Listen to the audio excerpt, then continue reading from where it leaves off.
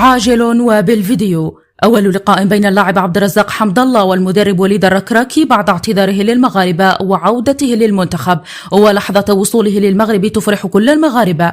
وصل اللاعب عبد الرزاق حمد الله قبل قليل للمغرب بعد تقديم اعتذاره للمغاربة وعودته لصفوف المنتخب المغربي، وهذا أول لقاء له مع المدرب وليد الركراكي يفرح المغاربة، وإليكم التفاصيل كاملة. وكما يعلم الجميع فإن اللاعب عبد الرزاق خرج ليلة الأمس في لقاء صحفي مباشر على قناة سعودية يعتذر فيه للمغاربة على التصرف الذي صدر منه سنة 2019، والذي اعتبره نقطة سوداء في مسيرته الكروية حسب وصفه،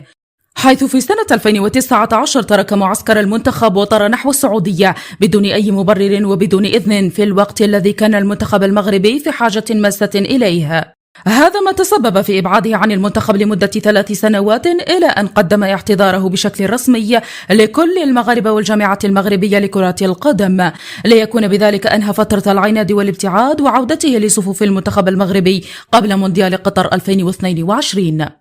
وفرحت الجماهير المغربية قبل قليل لحظة وصول حمد الله للمغرب ولقائه مع المدرب الجديد وليد الركراكي لأول مرة، حيث نشرت العديد من الحسابات على مواقع التواصل الاجتماعي صورا لحمد الله مع المدرب الركراكي أثناء تدريبات استعدادا للمباراة الودية المقبلة واستعدادا لمونديال 2022 الذي سيقام في دولة قطر إن شاء الله.